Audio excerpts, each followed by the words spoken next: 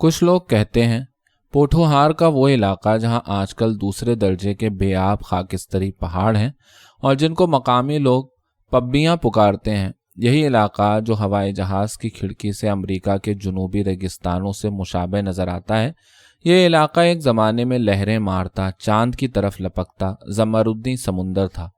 پھر کسی جوگی نے جو 3 صدی سے اس کے کنارے بیٹھا گیان دھیان میں مصروف تھا، سمندر کو نظروں سے اوجھل ہونے کا شراپ دے دیا۔ سمندر ایسے لوٹا کہ ہر لہر پالاگن پالاگن کہتی بحیرہ عرب میں جا گری اور اس علاقے کی تہہ آب چھپی ہوئی پہاڑیاں ٹنڈ منڈ باہر نکل آئیں۔ ان پہاڑیوں کے نشیب و فراز اور کٹاؤ ایسے تھے کہ لہر در لہر سمندر کے بہاؤ کا پتہ دیتے تھے۔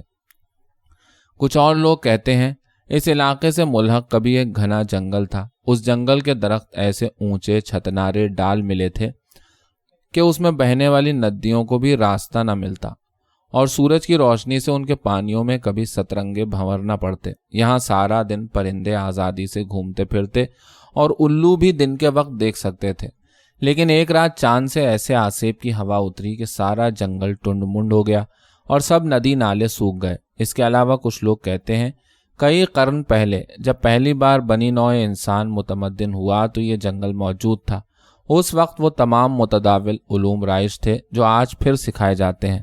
تب پہلی بار انسان نے مریخ اور زہرہ کا سفر کیا تھا اور زمین پر ایٹم بم بنائے تھے۔ جب تمدن کی کمان پورے زور سے تن گئی تو انسان نے سارے بم گرا کر اللہ کی دھرتی کو تہس نہس کر دیا اور یہ جنگل بے آب و گیاہ بنجر علاقہ بن گیا۔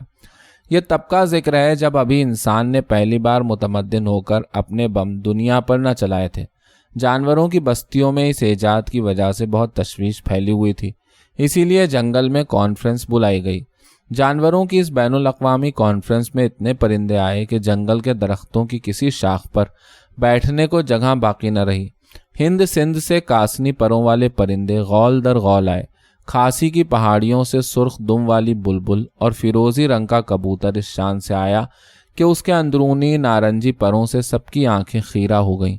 کھٹ منڈو کا بھجنگا اور تبت کے شاہین کئی پڑاؤ ٹھہر ٹھہر کر حاضر ہوئے۔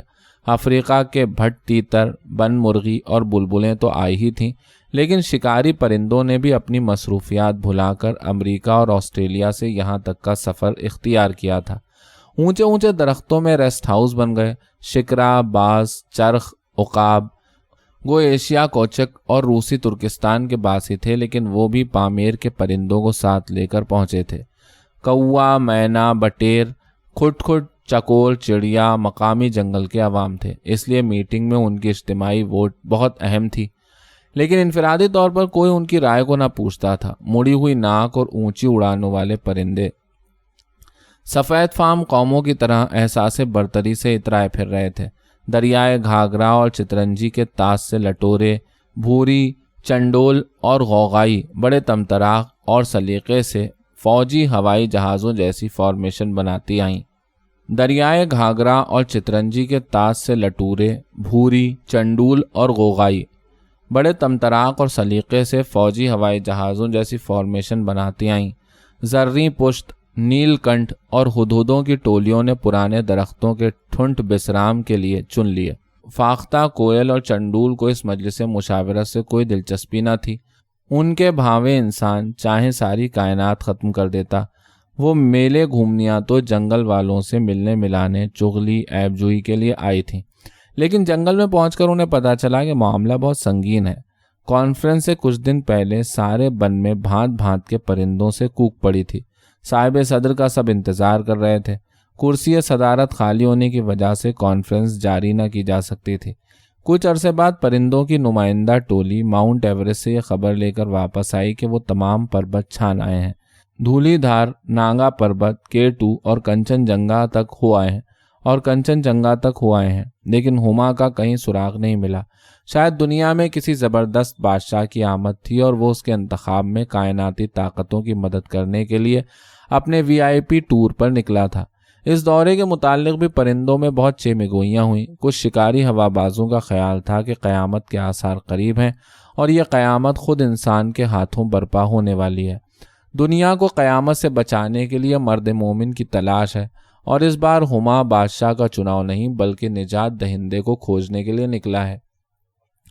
کچھ پرندے سمجھتے تھے کہ ہما اب صوفی منوش ہو چکا تھا۔ وہ انسان کو اتنی بار اللہ کی خلافت کا مشورہ سنا چکا تھا، لیکن ہر بار خلیفہ صرف بادشاہ بن کر بیٹھ جاتا۔ ہما کو اس بات کا اتنا دکھ تھا کہ اب وہ اشرف المخلوقات کے سروں پر سے اڑنا گوارا نہیں کرتا اور کہیں چھپ کر وقت گزار رہا تھا۔ بوم جاتی جو اپنے پرائے میں پاؤں اٹکانے کے عادی نہ تھے، انہیں اس رائے سے اتفاق نہ تھا۔ وہ سمجھتے تھے کہ ہما اپنی انفرادی شان کی وجہ سے مشیت ایزدی کو بالکل ملحوظ نہیں رکھتا۔ اسے صرف کسی انسان کی آرزو کی خوشبو ملتی ہے جس کے تعاقب میں وہ پہنچ جاتا ہے۔ اسی لیے ہما جس کندھے پر بیٹھ کر بادشاہت کا اعلان کرتا ہے وہی بادشاہ رعایا کے زوال کا باعث بنتا ہے۔ لیکن الو لوگ چونکہ دیکھنے کے عادی تھے اور بولنے سے پرہیز ان کا شیوا تھا، اس لیے انہوں نے اپنی رائے کا اظہار برملا نہ کیا، چپ چاپ رہے اور ٹکر ٹکر صاحب صدر کا انتظار کرنے لگے۔ گو بوم جاتی کے سرکردوں نے اپنی رائے کا اظہار اندر والے سرکل میں کیا تھا، لیکن کوے کنسوئی لینے میں اول درجے کے حرامی ہوتے ہیں۔ ویسے بھی انہوں نے بات پہنچانے کا فن آدم زادوں سے سیکھا تھا۔ گول آنکھوں والے الوؤں کی بات سارے میں پھیل گئی اور سارے جنگل میں چیک چیک کی آوازیں آنے لگیں۔ کوؤں کی چھٹ بھیا برادری کو ویسے بھی ہما سرکس کا جوکر لگتا تھا، جو ازل سے خود سر بھی تھا اور برخود غلط بھی۔ جب عرصے تک ہما نایاب رہا تو میٹنگ کی بیجا طوالت سے سب پرندے عاجز آنے لگے۔ کوے بجا طور پر نالاں تھے کیونکہ ان کو جنگل کی عادت نہ رہی تھی۔ وہ کوٹھے منڈیروں پر بیٹھ کر عورتوں کی باتیں سننے کے عادی ہو گئے تھے۔ یہاں انسان کا ساتھ نہ ملا تو یہ بچھیرا پارٹی بہت دیکھ ہوئی۔ اب اکا دکا سیانے مکار اور ڈرپوک کوے شاطر سیاستدانوں کی طرح چھوٹے پرندوں کی گنی چنی نفری کو گھیر لیتے اور مشتعل کرتے۔ لو ہما تو ازل کا احمق ہے، بادشاہ چنتا پھرتا ہے دھرتی پر۔ بھائی ادھر دنیا کا ہر انسان بادشاہ، چاہے کھرلی میں سوئے چاہے تخت پر۔ ہما کمعقل یہ نہیں سمجھتا کہ ہر انسان اپنے آپ کو اشرف المخلوقات سمجھتا ہے۔ جن کے سر پر تکبر کا تاج ہو ان کو بادشاہ کیا بنانا۔ لیکن مور چونر پھیلائے سارے جنگل میں ہما کے سواگت کا ناچ ناچتے پھرتے تھے۔ انہیں اس کانفرنس میں آنے کی یہی خوشی تھی کہ وہ استقبالیہ کمیٹی پر ہیں۔ کوے موروں کی ٹولی میں جا نکلتے تو فٹ دوغلی پالیسی تلے کہتے، ہما کی بات کچھ اور ہے، کرسی صدارت پر صرف وہی سجے گا، اگر وہ نہ براجے تو چاہے لاکھ گٹھ جوڑ کرو انت کچھ نہ ہوگا۔ کرسی صدارت دیر تک خالی رہنے کی وجہ سے ہما کے نعم البدل کا ذکر ہونے لگا۔ پھر پرچہ لگا کہ جہاں سے سمندر پرنام کرتا لوٹا تھا اور جہاں پہاڑیوں پر سیپیاں، گھونگے، بچھو، مچھلی کے ڈھانچے اور دوسری سمندری مخلوق مردار پڑی تھی، وہاں ایک سیمرغ کا شانتی بھون ہے۔ اس کی عمر کا کسی کو کچھ اندازہ نہ تھا۔ کچھ پرندے مصر تھے کہ سیمرغ بابا نوح کی کشتی میں ریفیوجی رہا، کچھ کا خیال تھا کہ وہ علاقے جسے آج کل اسرائیلی ہتھیانے کی کوشش کر رہے ہیں، یہیں غازہ کے علاقے میں مسجد اقصیٰ سے طاقت اخذ کرنے کے لیے سیمرغ کبھی رہتا تھا۔ بوڑھے کچھوے مصر تھے کہ بحیرہ روم کے طاس میں جس وقت مچھلی رات کو پہلی بار چاندی جیسا پانی بھرنے لگا اور ابرق ریت لہروں سے آشنا ہوئی، اس ریتیلے خطے میں سیمرغ رہتا تھا۔ ساری رات وہ چاند سے نظریں ملائے قوت جذب کرتا رہتا اور سارا دن تپتی ریت میں پنکھ پھیلائے بنجر اور ویران جنگل پر عمل آفتابی میں مشغول رہتا۔ فاختہ بزد تھی کہ سیمرغ کی قوت سے پوٹھوہاری علاقہ جنگل ہوا۔ اگر چاند کی پوری کشش سیمرغ میں نہ ابھر آتی، ایک بھی پانی کی لہر اس علاقے سے لوٹنے کا ارادہ نہ کرتی۔ عمل مہتابی میں وہ مقناطیسی قوت تھی جس نے پانی کو باہر کی طرف لوٹنے پر مجبور کیا اور آخر میں تمام پانی بحیرہ عرب میں جا گرا۔ راہب تباہ سیمرغ کو غول غپاڑے سے نفرت تھی۔ وہ جنگل کے باسیوں سے بڑی وحشت کھاتا تھا۔ بے آباد جگہوں میں رہنا اور جینے بھر کی خوراک کھانا اس کی عادت تھی۔ لیکن نمائندہ وفد نے اسے ڈھونڈ نکالا اور اس کی فطانت، ذہانت اور نجابت کی قسمیں دے دلا کر اسے میٹنگ میں لے آئے۔ سیمرغ پورے چاند کی رات میں پچھلے پہر آیا۔ اس کے آنے سے چند ثانیے پہلے سارا آسمان درخت توڑ آندھی کی لپیٹ میں آ گیا۔ طوفانوں سے محبت کرنے والے پرندے اونچی اڑانوں کو نکل گئے۔ ڈرپوک پرندے لمبی شاخوں سے لپٹ کر جھونٹے لینے لگے۔ پھر زور سے بجلی چمکی، دھرتی کانپی۔ بجلی اس دھماکے اور چنگھاڑ سے چمکی کہ رات دن سی اجالی ہو گئی۔ اس لمحے جب تمام پرندے شڑاکے کی بجلی سے دم بخود تھے، سیمرغ 1400 سال پرانے بڑ کے درخت پر آ بیٹھا۔ اس کے بیٹھتے ہی آندھی چھٹ گئی، درخت ساکت ہو گئے اور بڑھ کے درخت میں جیسے فاسفورس کا ایک بڑا فانوس روشن ہو گیا۔ جس وقت سیمرغ نے پر پھڑپھڑا کر اپنی رضامندی کا اعلان کیا تو جنگل پار تک توپوں کے فائر جیسی آواز آئی اور جانوروں نے ایک دوسرے کو کسی بھونچال کے آنے کی خبر دی۔ اتنی بڑی کانفرنس بلانے کی وجہ کیا ہے؟ سیمرغ نے سوال کیا۔ چیل جاتی کے گروہ میں سے ایک تمبولن سی چیل نکلی اور ترا ترا کرتی آگے بڑھی۔ آقا، مسئلہ بہت باریک اور توجہ طلب ہے۔ تو دیکھتا ہے کہ آج کا انسان پہلی بار متمدن ہوا ہے۔ اس نے اپنی ایجاد پسند طبیعت کے ہاتھوں زہرا اور مریخ کے سفر کیے ہیں، لیکن انسان کی سرشت میں ایک وصف ایسا ہے جو اس کی تباہی کا باعث ہے، دیوانہ پن۔ اپج کے ہاتھوں مجبور ہو کر اور دیوانے پن سے مشتعل ہو کر اس نے ایسے ہتھیار ایجاد کر لیے ہیں جن سے یہ کرۂ زمین کو منٹوں میں تباہ کر سکتا ہے اور اپنے ہم جنسوں کو ہمیشہ کے لیے ختم کر سکتا ہے۔ اے پرندوں کے بادشاہ، ہم دیکھ رہے ہیں کہ ہم میں سے کچھ پرندے بھی پاگل پن کا شکار ہوتے جا رہے ہیں۔ ہمیں خوف ہے کہ ان کا دیوانہ پن یعنی اپنے دیوانے پن کی یہ کہیں ایسی روش نہ نکالیں کہ ان کے ہاتھوں تمام پرندے صفحہ ہستی سے معدوم ہو جائیں۔ دیوانہ کون؟ پرندوں کی جلجلاہٹ سے جنگل میں کوہرام مچ گیا۔ چیل نے مستک رگڑ کر کہا، ہم کو تانا بانی سے غرض آقا، آج تک کبھی کوئی پرندہ پاگل نہیں ہوا۔ اگر گیدڑ اور لومڑ کی طرح پرندے بھی پاگل ہونے لگے تو جانے جنگل کی آب و ہوا کیا ہو جائے، اور سب سے بڑی بات انسان کی تقلید میں یہ بھی پرندوں کو ہی تہس نہس کر ڈالیں۔ ہم میں سے کون پاگل ہے؟ بول بتا۔ پرندوں نے طوفان اٹھایا۔ حاضرین، ہم کسی پر الزام دھرنا نہیں چاہتے، لیکن ان دنوں گدھ جاتی انوکھی اور نرالی باتیں کرتی ہے۔ جب سیر ہو چکتی ہے تو پھر قے کرتی ہے اور پھر کھاتی ہے۔ ہم اسے کئی برسوں سے دیکھ رہے ہیں۔ چاند راتوں میں اس کا دیوانہ پن بڑھ جاتا ہے اور یہ مرغزاروں کو چھوڑ کر بے آب و گیا بنجر زمینوں پر ایسے بھاگتی ہے جیسے کشتی باد مخالف کی سمت میں بھاگی جائے۔ سارے پرندوں نے کرگس جاتی کی طرف دیکھا جو منقار زیر پر لیے مالی خولیا کے مریضوں کی طرح زرد بیٹھے تھے۔ چیل پھنکارتی ہوئی آگے بڑھی اور بولی، ان کے خلاف تادیبی کارروائی کی جائے میرے آقا، ورنہ ہم جو گدھ کے ہم شکل ہیں مفت میں تضحیک کا نشانہ بنیں گے۔ سیمرغ نے اپنی فاسفورس کی بتی اعلان کے طور پر 3 بار بجھائی۔ سارے جنگل میں سناٹا چھا گیا۔ پھر سیمرغ گویا ہوا، مسئلہ اتنا سہل نہیں جتنا بیان کیا گیا ہے۔ پہلی بات یہ غور طلب ہے کہ کیا گدھ برادری کے دیوانے پن سے واقعی جنگل باسیوں کو کوئی خطرہ درپیش ہے؟ دوسرا مسئلہ یہ ہے کہ اس دیوانے پن کی اصل وجہ کیا ہے؟ اگر یہ اس کی سرشت کا مسئلہ ہے تو ہم پھر کچھ کہنے سے قاصر ہیں، کیونکہ پھر فیصلہ اس کے اور بنانے والے کے درمیان طے ہوگا۔ سارے جنگل میں ایک بار پھر سناٹا چھا گیا۔ چیل خانوادے کو مباحثے سے کوئی دلچسپی نہ تھی۔ وہ تو صرف اس قدر خواہاں تھے کہ کسی طرح اس کے ہم شکل کرگسوں کو جنگل بدر کر دیا جائے۔ ہم شکلی کا دکھ تو عقاب، شاہین اور شکرے کو بھی تھا، لیکن چیل جاتی بر انداز بہت تاؤلی تھی۔ جھٹ بولی، آقا، جب انسان دیوانہ ہوا تو کسی نے پرواہ نہ کی۔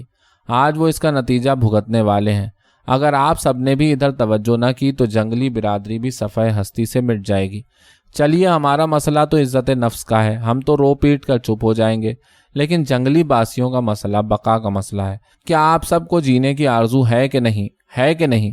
پرندوں کو منصفانہ فیصلے سے کوئی غرض نہ تھی۔ بقا کے لفظ پر یک بارگی شور اٹھا، جنگل بدر، جنگل بدر، جنگل بدر۔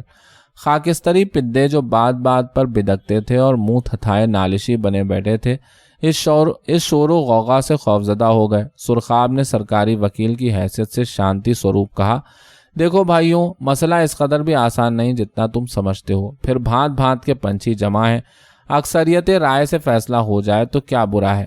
جنگل میں پھر شور اٹھا، دیوانے کی یہی سزا ہے کہ وہ نقل مکانی کرے۔ دیس نکالا، دیس نکالا، دیس نکالا۔ چیلوں کے گروہ سے ایک پیر کامل اٹھا اور کھنکھار کر بولا، آقا، ان کو انسانوں کی بستی کی طرف نکال دو۔ وہ پاگل آج کل ایسے بم بنا رہے ہیں جن سے کوئی زیروح باقی نہ رہے گا۔ جب وہ دیوانے اپنا بیچ ختم کریں گے، ان کا خاتمہ بھی ساتھ ہی ہو جائے گا۔ کھٹ بڑھئی کے دل میں اچانک کچھ درد پیدا ہو گیا۔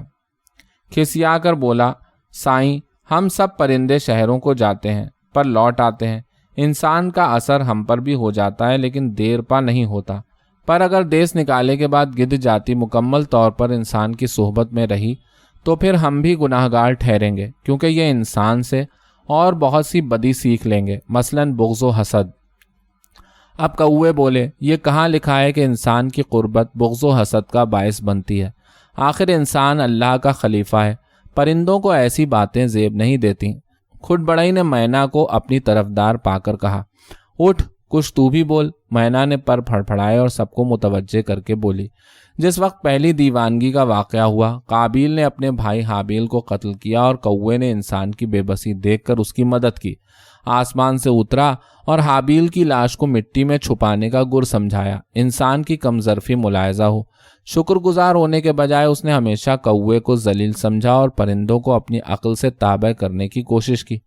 جب بنی قابیل نے جشن منایا تو وہ جنگلی جانور پکڑ کر لائے، ان کو ذبح کیا، گوشت خود کھلایا اور کلے پائے ادھر ادھر پھینکوا دیے۔ کتے اور بلی نے گوشت کی کثرت دیکھی تو اپنے ابنائے جنس کو چھوڑ کر بستیوں میں آ رہے سیر بھر کر کھایا اور وافر مٹی تلے چھپا چھوڑا، حرص کا شکار ہوئے۔ یہ لمبی داستان ہے آقا، بہت لمبی۔ انسان لاکھ اشرف المخلوقات سہی، ہم اس پر بھروسہ نہیں کر سکتے۔ اس کی صحبت کبھی کسی جانور کو، پرندے کو راس نہیں آئی۔ طوطا مینا کا دشمن تھا، ادبدا کر بولا، اگر انسان کی صحبت سے دیوانگی کے آثار پیدا ہوتے ہیں، حرص، رغبت، کینہ و حسد جنم لیتا ہے، تو بتا گدھا حریص کیوں نہیں، حالانکہ وہ انسان کا سب سے پرانا ساتھی ہے۔ مینا جذبیز ہو کر بولی، اور تو بتا، اتنی وفاداری کے باوجود، اتنی نیک نفسی کے باوصف انسان نے گدھے سے ہمیشہ کیا سلوک کیا؟ کس قدر بوجھ لادتا ہے وہ ان بے زبانوں پر، اور جس کسی کی عزت مقصود نہ ہو اسے گدھا پکارتا اور سمجھتا ہے۔ انسان کا کیا ہے، یہ تو دودھ پلانے والے جانوروں کو کام نکل جانے پر قصائی کے حوالے کر دیتا ہے۔ انسان کی بات درمیان میں نہ لاؤ دوستوں، ورنہ بحث لمبی ہو جائے گی۔ چیل اسی بندر گھاؤ سے پریشان ہو کر بولی، ملزم کے نفع نقصان پر اس وقت بحث فضول ہے، سزا دو اور نکال دو۔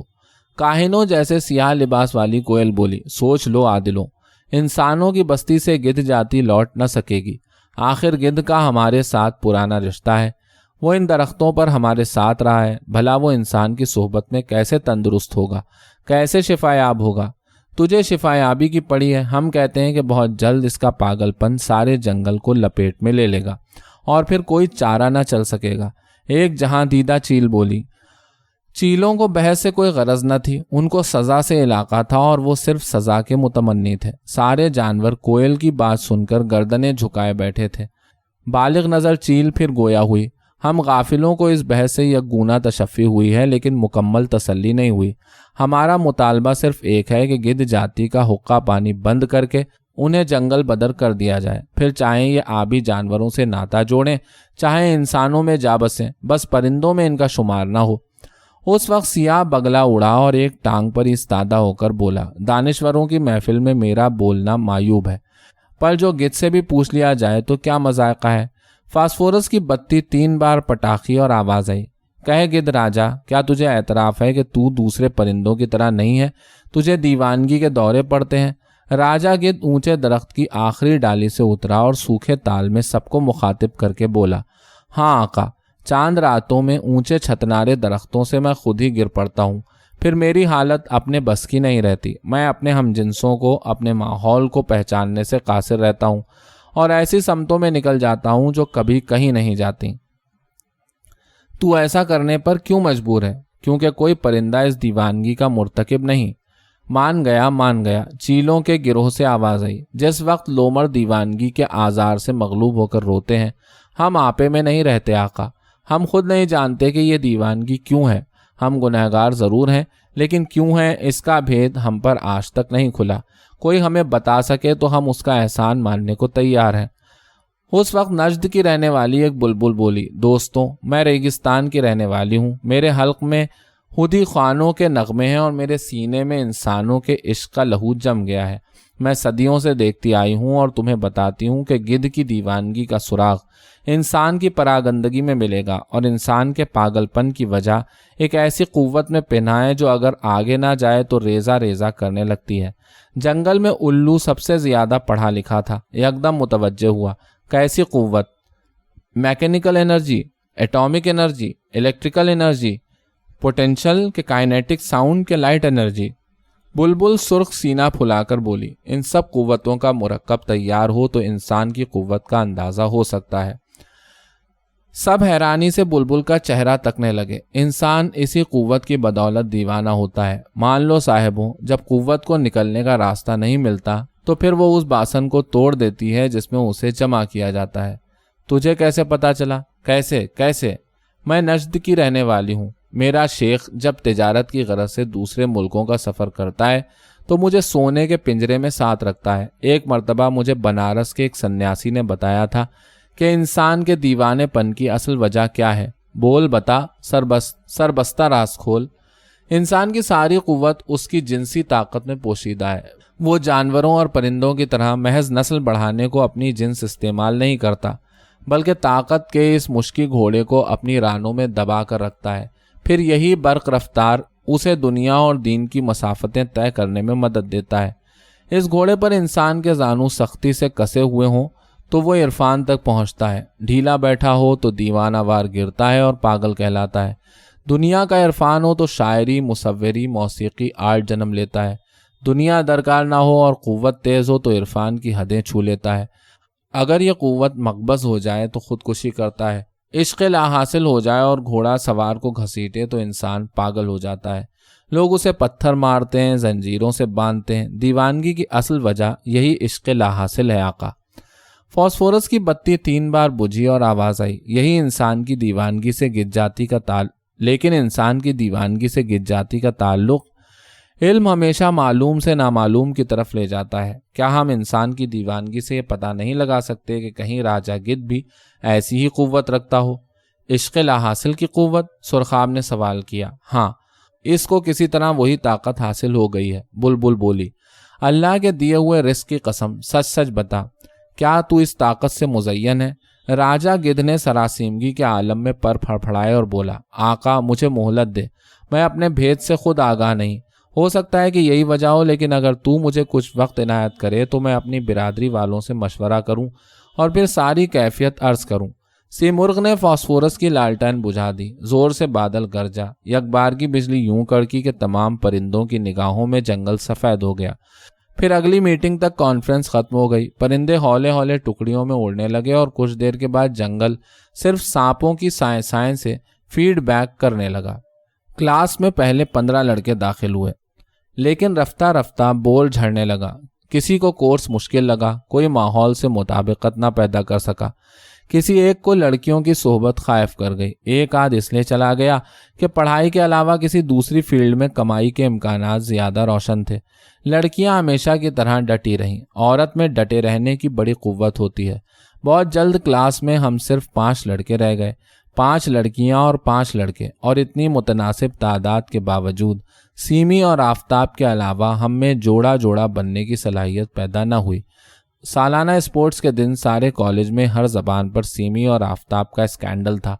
इतनी जल्दी इस कदर दीदा दिलेरी और अपनाइयत से कोई तालिब इल्म किसी लड़की की तरफ बढ़ने की जुर्रत नहीं कर सकता, लेकिन वो दोनों गालिबन इस स्कैंडल को कोई अहमियत नहीं देते थे।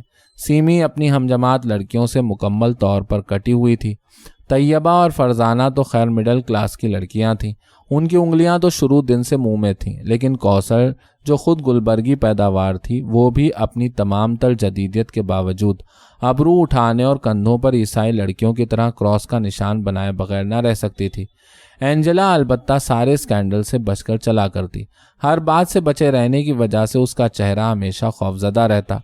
जूं जूं उन दोनों में फासले कम होते गए, उतना ही बिला वजह बगैर सोचे समझे और अपनी बेहतरी के खिलाफ मैं सीमी का गिरवीदा होता चला गया। दिल भी अजीब चीज़ है, जब मानना ना चाहे तो लाख सबूत पेश करो, हजारों दलाइल हों, कुछ नहीं मानता। आफताब और सीमी साथ साथ बैठे थे। उनके नोट साझे थे, किताबें एक थीं। वो एक पेन से बारी बारी लिखते थे। मोटरसाइकिल पर मैंने उन्हें आते जाते कई बार देखा। कैफेटेरिया पर वो एक गिलास में 2 स्ट्रॉ डालकर मशरूब पीते। कॉलेज में तमाम एक की खैरियत दूसरे से पूछते। इसके बावजूद मुझे शुबा तक न था कि सीमी आफताब से मोहब्बत करती है, क्योंकि मेरा दिल इस बात की गवाही देता रहता था कि ये सब चलती फिरती छाँव है। इंसान लाहासिल के पीछे भागकर कितनी लज्जत हासिल करता है। सालाना स्पोर्ट्स डे पर सारा कॉलेज निस्फ दायरे वाले लॉन में जमा था। ज़्यादातर नज़रें आफताब और सीमी पर थीं, जो कुर्सियां कम होने की वजह से एक ही कुर्सी पर साथ साथ बैठे थे। फिर लड़कियों की चाटी रेस अनाउंस हुई। اسپورٹس کلب والے ہماری سوشولوجی کی لڑکیوں کو منا کر گراؤنڈ میں لے گئے۔ اس ریس کے دوران کوثر اور سیمی نے جینز پہن رکھی تھی اور طیبہ اور فرزانہ کھلے پائنچوں کی شلواروں میں چاٹیاں سر پر اٹھائے بھاگ رہی تھیں۔ کالج کے کئی حلال زادے بازو اٹھائے بے پرواہ بھاگتی ان ہرنیوں کو دیکھ کر دل ہی دل میں حرام زادے ہو گئے تھے۔ ایسوں ہی میں سے میں بھی تھا۔ فرزانہ کی چاٹی ٹوٹ کر پاش پاش ہوئی، سیمی نے کئی فاؤل کیے، طیبہ بھاگی تو جیداری سے لیکن کوثر سے پیچھے رہ گئی۔ بالآخر چاٹی ریس میں کوثر سے سیمی ہار گئی۔ اس کے بعد آفتاب اور سیمی چند لمحے ٹھہرے اور اوول چھوڑ کر خدا جانے کہاں چلے گئے۔ اس روز پہلی بار میرے دل میں شبہ پیدا ہوا کہ شاید سیمی اور آفتاب دور نکل گئے ہوں گے۔ یہ شبہ میرے دل میں کوثر نے ڈالا۔ وہ چاٹی ریس میں فرسٹ آئی تھی۔ اس کا چہرہ تمتمایا ہوا اور گردن پر پسینے کے قطرے تھے۔ سیمی کی غیر موجودگی میں وہ بہت اسمارٹ، شائستہ اور قابل قبول لڑکی لگتی تھی۔ کرسیوں کی کمی تھی۔ اس کی واپسی پر میں نے اپنی کرسی اسے پیش کر دی اور شامیانے کے کھمبے کو پکڑ کر کھڑا ہو گیا۔ چلی گئی؟ کون؟ میں نے پوچھا۔ ہاں جی چلی گئی، پچھلی قطار سے امجد نے جواب دیا۔ اس وقت ساری کلاس جھرمٹ میں بیٹھی ہوئی تھی۔ اور وہ بھی ساتھ گیا؟ اس کا چمچہ؟ کوثر بولی۔ گیا، جمال نے جواب دیا۔ اپنے کٹے ہوئے بال دونوں ہاتھوں میں اٹھا کر اس نے پسینہ آلود گردن سے اوپر کیے۔ کمپٹیشن تو ذرا برداشت نہیں کرتی، کیسے بھاگی ہے ہار کے۔ طیبہ اور فرزانہ دوپٹوں سے منہ پوچھتی ہوئی ہنسنے لگیں۔ اینجلا البتہ اپنے ناخنوں کو دیکھتی رہی۔ وہ ازل کی بیچاری تھی۔ ابھی تو چاٹی ریس ہاری ہے، جب آفتاب ریس ہارے گی تو پتہ نہیں کیا حشر ہوگا اس کا۔ کوثر کی زبان پر عورت کا ازلی حسد تھا۔ غصے کی وجہ سے مجھے اس کی شکل بھی کچھ ٹیڑھی لگ رہی تھی۔ پھر اسپورٹس کلب کا ایک جوان ان 3 لڑکیوں کے لیے کوکا کولا لے کر آ گیا۔ فرزانہ اور طیبہ تو شدید عصمت بچاؤ قسم کی لڑکیاں تھیں۔ انہوں نے کوکا کولا پینے سے انکار کر دیا، لیکن کوثر نے بوتل شکریہ کے ساتھ وصول کی۔ نواڑی رنگین کرسی پر بیٹھی اور کوکا کولا پیتے ہوئے سیمی کے کردار، آفتاب کی کمزوری، کلاس کی بدنامی، پروفیسروں کی بے بسی پر بڑی لمبی چوڑی گفتگو کا آغاز کیا۔ کوثر تعارفی تقریب والے دن سے زخم خوردہ تھی۔ گو اس کا مبلغ علم سیمی سے کم تھا، لیکن وہ گلبرگ کے مین بولے وارڈ سے آتی تھی، جہاں شہر کے امیر العمرا رہتے ہیں۔ سیمی کے متعلق سن رکھا تھا کہ اس کے ابا کا گھر گلبرگ کے ایکسٹینشن نمبر 3 میں تھا۔ وہ ماں باپ کے پاس رہنے کے بجائے کسی ہاسٹل میں مقیم تھی۔ ایسی لڑکیاں پڑھنے تھوڑی آتی ہیں۔ اگر اس کو سنجیدگی سے پڑھنا ہو تو یہ گھر رہے، ہاسٹل میں رہتی ہی اس لیے کہ آزادی ہو، اور کیا۔ بڑی دیر تک طیبہ اور فرزانہ کانوں کو ہاتھ لگاتی رہیں۔ دراصل ساری بات ڈگری کی ہوتی ہے۔ برقعے والیاں بے نقاب لمبی چوٹی والی کو آزاد خیال سمجھتی ہیں۔ لمبی چوٹی والی کٹے بالوں والی کو بے حیا جانتی ہے۔ بال کٹی کا خیال ہوتا ہے کہ اس کے تو صرف بال ہی کٹے ہیں۔ اصل عرافہ تو وہ ہے جو دن کے وقت ماسکارا بھی لگاتی اور آئی شیڈو بھی۔ آئی شیڈو والی کو یقین ہوتا ہے کہ وہ بیچاری تو اللہ میاں کی گائے ہے۔ اصل میں تو وہ اچھال چھکا ہے جو دوپٹہ نہیں اوڑھتی، سی تھرو کپڑے پہنتی ہے اور سب کے سامنے سگریٹ پینے سے نہیں چوکتی۔ سگریٹ نوش بیوی کے سامنے وہ فسادن ہوتی ہے جو نامحرموں کے ساتھ بیٹھ کر بلیو فلم دیکھتی ہے، وغیرہ وغیرہ۔ اسی طرح مردوں میں بھی نیکی کی تعلیم موجود ہوتی ہے اور اس کی کئی ڈگریاں مقرر ہوتی ہیں۔ جو شخص صرف نظر باز ہے اور اچٹتی نظر سے لڑکیوں کو آنکھتا ہے، وہ ان مردوں کو بدماش سمجھتا ہے جو لڑکیوں کی محفل میں راجہ اندر بن کر بیٹھتے ہیں اور لطیفوں اور کہانیوں سے فضا کو غزل الغزلات کی طرح رومانٹک کر دیتے ہیں۔ عورتوں سے باتیں کرنے کے رسیہ ان مردوں کو گنڈا سمجھتے ہیں جو اندھیرے سویرے کواڑ کے پیچھے سیڑھیوں کے سائے میں غسل خانے کے سنک کے پاس چوری چھپے کسی لڑکی کو بازوؤں میں لے لیتے ہیں۔ چوری چھپے بلے اڑانے والے ان حضرات کو عادی مجرم سمجھتے ہیں جو کھلے بندوں عورتوں کو کاروں میں بٹھاتے اور ہوٹل کے کمرے بک کراتے ہیں۔ کھلے عاشق ان پر آوازیں کستے ہیں جو زنا کے مرتکب ہوتے ہیں، اور زناکار ان پر نکتہ چینی کر کے بے قیاس راحت محسوس کرتے ہیں جو زنا بالجبر کرتے ہیں اور قانون کی گرفت میں ملزم ٹھہرائے جاتے ہیں۔ یہ ساری باتیں اپنے آپ کو بری الذمہ کرنے کے لیے کی جاتی ہیں اور ان میں تمام لوگ سوسائٹی سے اپنے لیے اپروول کا ایک جائز طریقہ تلاش کرتے ہیں۔ ورنہ بات ساری ڈگری کی ہے۔ کسی کو ہلکا بخار ہوتا ہے، کسی کو تیز۔ کسی معاشرے میں شرافت کا درجہ نارمل متعین کرنا مشکل ہی نہیں بلکہ ناممکن بھی ہے۔ ہوا کیا ہے؟ آخر جمال نے سوال کیا۔ ہوا کیا نہیں؟ تم کسی فرسٹ ایئر کے لڑکے سے پوچھ لو، اسٹاف روم میں جا کر حساب اردو کے پروفیسر سے پوچھ لو۔ سیمی بیگم کو عشق ہو گیا ہے آفتاب سے، کوثر بولی۔ ٹھن سے کسی نے میرے سر پر لوہے کی ہتھوڑی ماری۔ پہلی بار مجھے خیال آیا कि शायद सीमी मुझसे मोहब्बत न कर सके।